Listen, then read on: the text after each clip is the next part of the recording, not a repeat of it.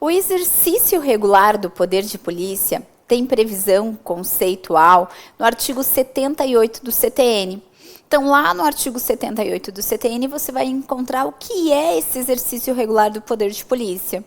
Mas, sinceramente, você não precisa decorar o que está nesse artigo 78 do CTN. Basta você compreender que é, na verdade, uma atividade de fiscalização realizada pela autoridade administrativa frente ao contribuinte. Como assim, Josi?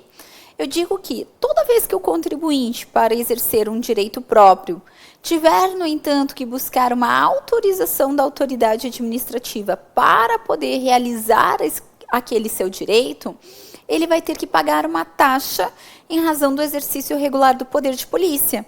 Porque o contribuinte tem o seu direito, mas tem que buscar a autorização da autoridade administrativa para poder realizar aquele seu direito. Logo, é a atividade do exercício regular do poder de polícia, é a atividade de fiscalização da autoridade administrativa.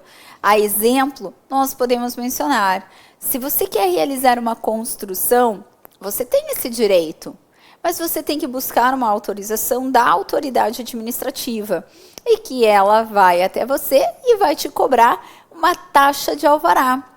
A taxa de alvará é, portanto, um dos exemplos mais comuns de taxa de exercício regular do poder de polícia.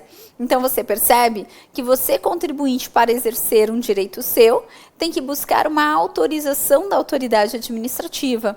É a taxa do exercício regular do poder de polícia. Um outro exemplo, qualquer coisa que você pensar em fiscalização frente à atividade, sempre frente a um direito do contribuinte, será essa taxa. Como, por exemplo, taxa de fiscalização de controle ambiental, ou ainda chamada TCFA, taxa de controle, deixa eu até escrever aqui, taxa de controle e fiscalização ambiental. Essa taxa é cobrada quando os contribuintes querem utilizar recursos do meio ambiente. Então, para utilizar recursos do meio ambiente, é cobrada taxa de controle e fiscalização ambiental, em que a autoridade administrativa vai verificar se realmente é possível utilizar aqueles recursos do meio ambiente. Logo, é uma fiscalização. Hoje, eu até digo que está mais fácil para fins de prova de concurso você identificar o que é uma taxa de fiscalização de poder de polícia, porque no próprio nome já vem a palavra fiscalização. Como exemplo de decisão mais recente, nós temos a taxa de fiscalização e funcionamento e localização de estabelecimento comercial. Essa taxa de funcionamento, taxa de fiscalização de funcionamento e localização de estabelecimento comercial é um exemplo também de taxa do exercício regular do poder de polícia, porque a autoridade vai até o contribuinte para fiscalizar se está funcionando como deveria estar aquele estabelecimento comercial e aonde deveria estar. Então, é uma taxa de fiscalização, logo, uma taxa de exercício regular do poder de polícia. E temos várias outras, tudo como eu te disse, que envolver essa fiscalização por parte da autoridade administrativa, eu direi que é uma taxa de exercício regular do poder de polícia, como taxa de vigilância sanitária, como taxa de fiscalização de anúncios, em que a autoridade administrativa ela deve ser consultada para verificar se é onde o contribuinte colocou o seu anúncio pode ou não prejudicar os munícipes. Então, tudo isso é um exercício regular do poder de polícia, em que pode ser cobrada a taxa do exercício do poder de polícia, que é uma fiscalização por parte da autoridade administrativa. Algo extremamente relevante para fins de prova de concurso, porque já discutido muito pelos tribunais superiores, é quanto a esse exercício regular do poder de polícia, quão regular deve ser essa atividade por parte da autoridade administrativa para que permita ser cobrada essa taxa. Não entendi a sua pergunta, Josi. Ora, a pergunta é, como diz o artigo 145, inciso 2, que é uma taxa em razão do exercício regular do poder de polícia, o que vai enquadrar esse regular para que haja cobrança por parte da autoridade administrativa quanto a esse exercício do poder de polícia? O regular seria que a autoridade fosse mensalmente até o contribuinte, uma vez por ano, uma vez cada 3 meses, uma vez cada 6 meses. O que vem a ser esse regular para poder ensejar essa cobrança de taxa? E o Supremo Tribunal Federal, ao julgar justamente sobre a constitucionalidade da TCFA, aproveitou e já julgou sobre essa questão de quando pode ser cobrada a taxa de exercício regular do poder de polícia. E disse o seguinte: para que possa ser cobrada, basta que exista um órgão estruturado em pleno funcionamento. Então, não importa quantas vezes a autoridade administrativa vá até o contribuinte, basta que exista um órgão estruturado em pleno funcionamento para que possa ser exigida a taxa, como no caso da TCFA, foi conferida que era constitucional sua cobrança também pelo fato de existir o IBAMA, um órgão estruturado em pleno funcionamento. Então, isso também pode ser objeto de pergunta. Agora, e com relação à segunda espécie de taxa? Vamos lá. A segunda espécie de taxa, ela pode ser cobrada frente à utilização efetiva ou potencial de um serviço público específico e divisível. Primeiro, irei me ater ao fato de ser um serviço público específico e divisível. Depois eu falo sobre a utilização efetiva ou potencial. Então, tem que ser um serviço público específico e divisível. Serviço público específico é aquele serviço que eu posso olhar e sei exatamente qual foi o serviço prestado. Por isso que eu digo serviço público específico. Eu olho para o serviço e sei identificar exatamente qual foi o serviço prestado. Divisível é quando eu consigo mensurar o quanto cada contribuinte está se valendo do serviço. Toda vez que eu conseguir mensurar o quanto cada contribuinte está se valendo do serviço, eu direi que aquele serviço é divisível. Logo, numa prova, o que eu recomendo é que para você afirmar se aquela taxa é possível ou não de ser cobrada, você pergunte para si mesmo se é um serviço público, se é divisível e se é específico. Se você tiver sim para as suas 3 perguntas, a sua resposta será sim. Sim, então é possível cobrar essa taxa. Então, veja, é serviço público? Sim. É específico? Sim. É divisível? Sim. Então, sim, é possível ser cobrada essa taxa. Vamos para um exemplo? Caso de iluminação pública. É serviço público? Sim. É divisível? Aliás, é específico? Sim. Eu olho para o serviço e sei exatamente qual foi o serviço prestado, a iluminação pública. Mas é divisível? Não.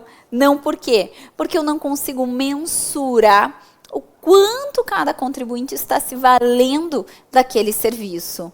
Veja, eu não consigo dizer que João, por exemplo, fica 10 minutos embaixo daquele poste e Maria fica 20. Como eu não consigo mensurar o quanto cada contribuinte está se valendo do serviço, eu digo que a iluminação pública é um serviço indivisível. E se é um serviço indivisível, não pode ser remunerado por meio de taxa.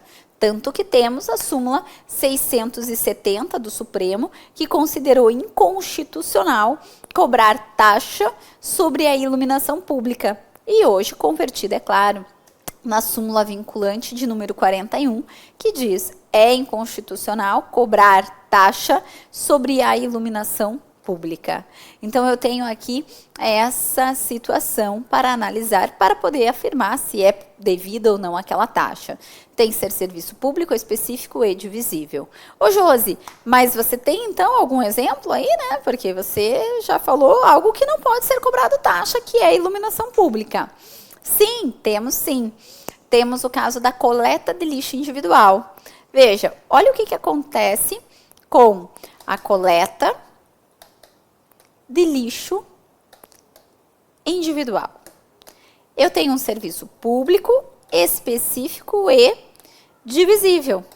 Tanto que a súmula vinculante de número 19 considera, de fato, constitucional a cobrança de taxa sobre essa coleta de lixo individual, porque é um serviço público, específico e divisível. Eu consigo mensurar o quanto cada contribuinte está se valendo desse serviço de coleta de lixo.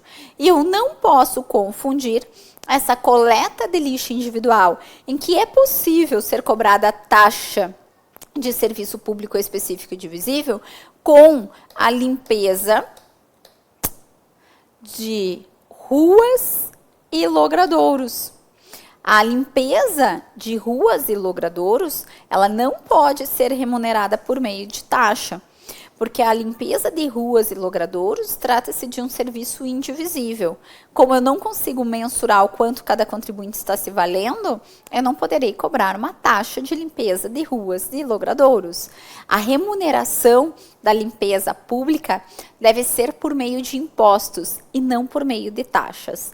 Então, para quem quiser anotar, eu não posso cobrar taxa sobre iluminação pública, que nós já comentamos, não posso cobrar taxa sobre limpeza pública e não posso também cobrar taxa sobre segurança pública.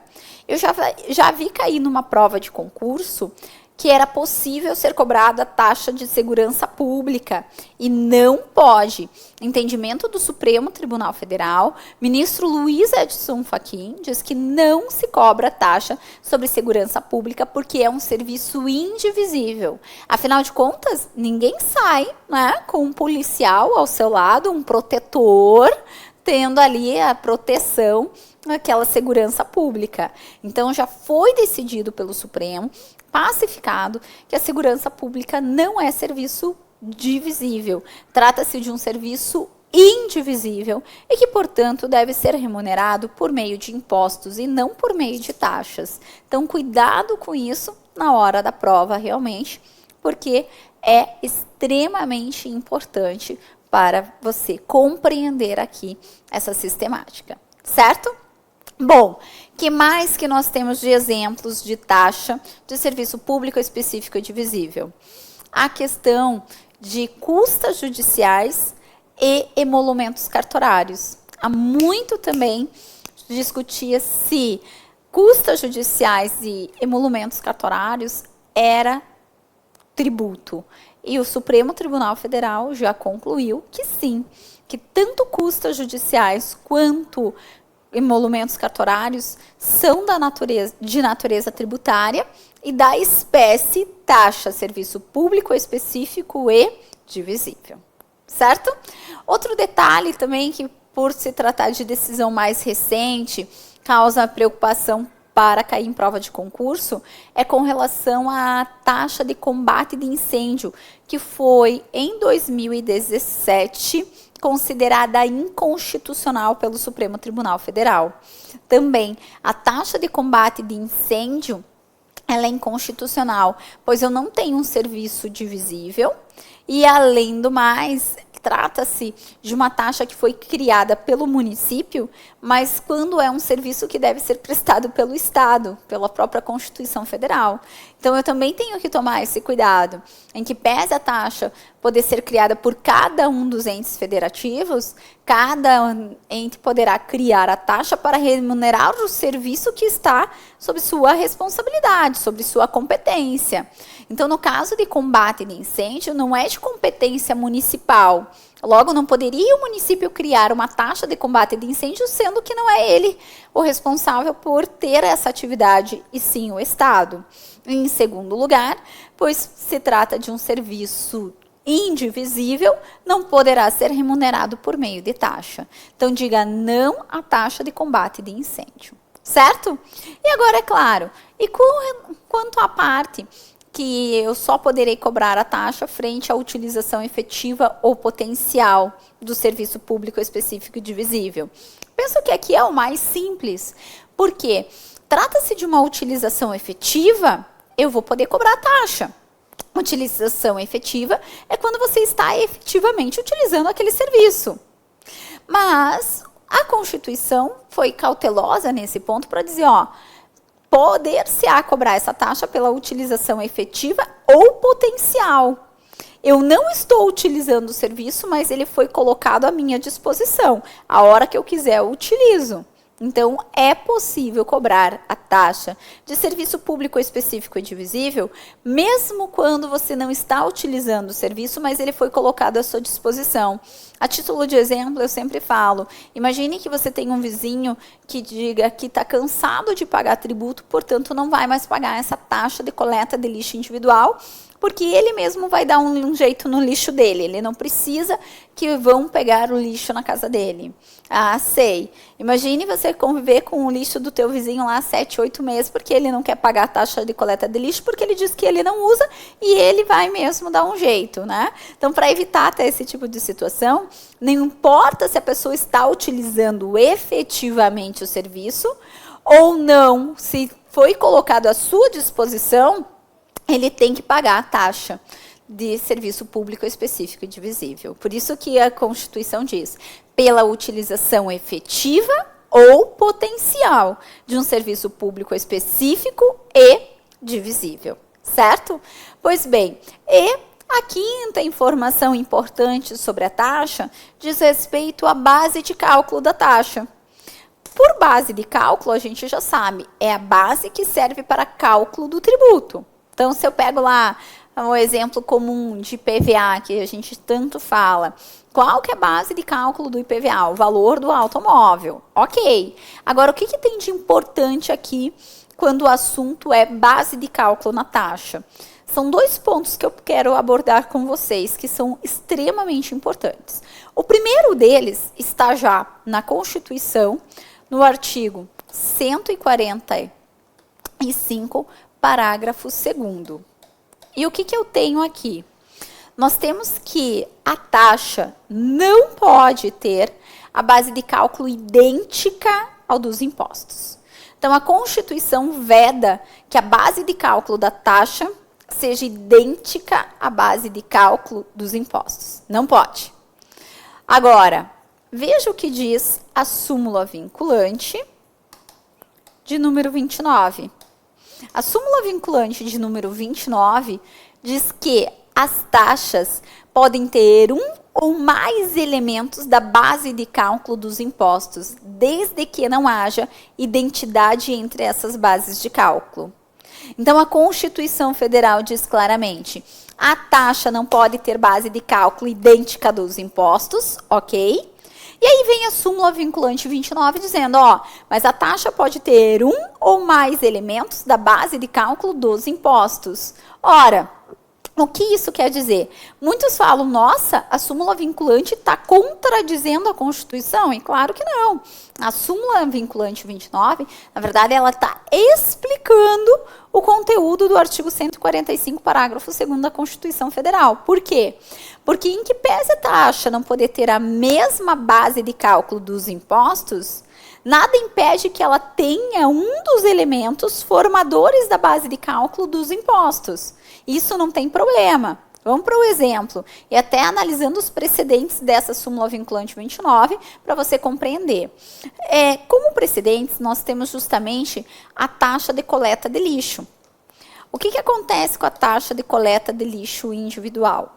Em muitos municípios, tem por base de cálculo a metragem do imóvel, por presumir-se que quanto maior o imóvel, maior a produção de lixo. E, em razão disso, muitos contribuintes ingressaram perante o Poder Judiciário para falar, não pode, é a mesma base de cálculo do IPTU. O Supremo Tribunal Federal, então, diz, mas para lá, como assim? É a mesma base de cálculo do IPTU. Qual que é a base de cálculo do IPTU? Imposto sobre a Propriedade Predial Territorial Urbana. É o valor venal do imóvel, valor de mercado do imóvel. Então, repita, por favor. Qual que é a base de cálculo dessa taxa que você está falando? Metragem do imóvel. E qual que é a base de cálculo do IPTU?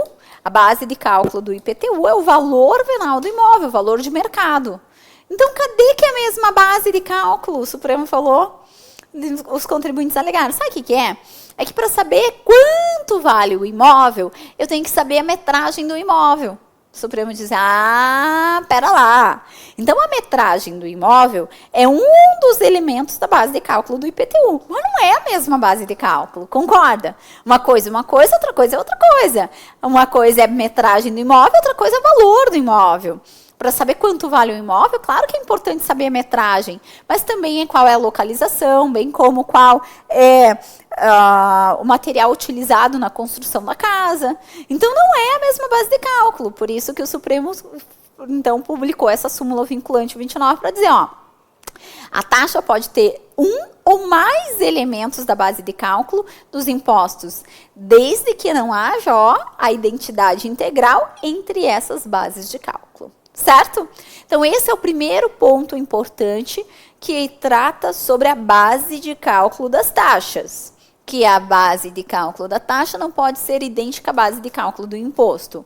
Segundo ponto importante sobre base de cálculo de taxa é que, na hora de formar a base para cálculo de uma taxa, ela tem que ter a referibilidade. Como assim? Tem que estar relacionado ao serviço prestado pelo Estado. E eu falo Estado agora em sentido lato, né? Como, Josi? Não entendo. Ora, quando que vai poder ser cobrada uma taxa? Em razão do exercício regular do poder de polícia e em razão da utilização efetiva ou potencial de um serviço público específico e divisível. Logo, é uma contraprestação estatal. No momento que o contribuinte paga o tributo, taxa, ele sabe exatamente qual foi a contraprestação estatal. Exercício regular do poder de polícia ou serviço público específico e divisível. Tanto é que a taxa ela é considerada, sim, um tributo vinculado.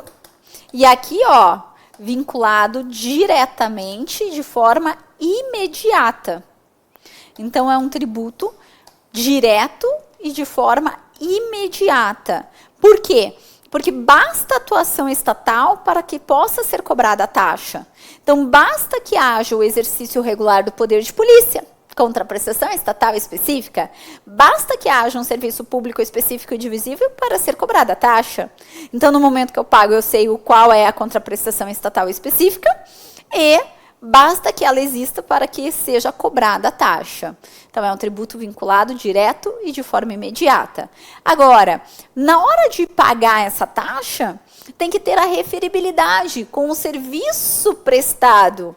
Não pode, por exemplo, querer ser cobrada uma taxa de fiscalização de funcionamento de estabelecimento comercial com base no número de empregados. Não tem como. Por quê? Porque não tem nada a ver o número de empregados da loja com o serviço que será prestado pelo Estado, que é fiscalização quanto ao funcionamento e localização daquele estabelecimento. Então, na hora de ser determinada a base para cálculo de uma taxa, tem que ter referibilidade, tem que estar relacionado ao serviço prestado. O quanto que o Estado vai ter que gastar, dispor para prestar aquele serviço. Logo, eu não posso simplesmente pegar uma base de cálculo aleatória. Há o que fala também o CTN, no artigo 77, parágrafo único, diz que as taxas não podem ter, de fato, base de cálculo idêntica dos impostos, isso eu já sabia, Constituição Federal, e nem ser calculada de acordo com o capital social da empresa. Por quê? Tem que ter a referibilidade, tem que estar relacionado à contraprestação estatal. Não posso simplesmente estabelecer um valor aleatoriamente, certo? Então, queridos, sobre taxa, acredito que esses são os pontos mais relevantes que podemos encontrar em provas de concurso. Passamos agora para a análise da próxima espécie tributária. Quer dizer, antes de passarmos para a análise da próxima espécie, vamos revisar, tá? A gente gosta de revisar. Então, sobre taxas, 5 informações importantes, previsão legal, artigo 145, inciso 3 da Constituição e 77 a 80 do CTN. Segunda informação é quem pode criar uma taxa, e você já sabe, todo mundo, União, Estados, Distrito Federal e municípios. E ainda, a terceira informação é se a taxa vai ser criada por meio de lei complementar ou pode ser por lei ordinária. Você já sabe que taxa não precisa de lei complementar, pode ser criada por lei ordinária. E ainda, quando será cobrada a taxa? Em duas circunstâncias, quais sejam?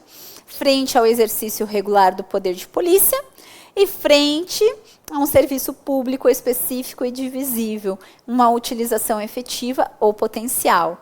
E a quinta informação é quanto à base de cálculo, que a base de cálculo da taxa não pode ser idêntica à base de cálculo de um imposto. Certo?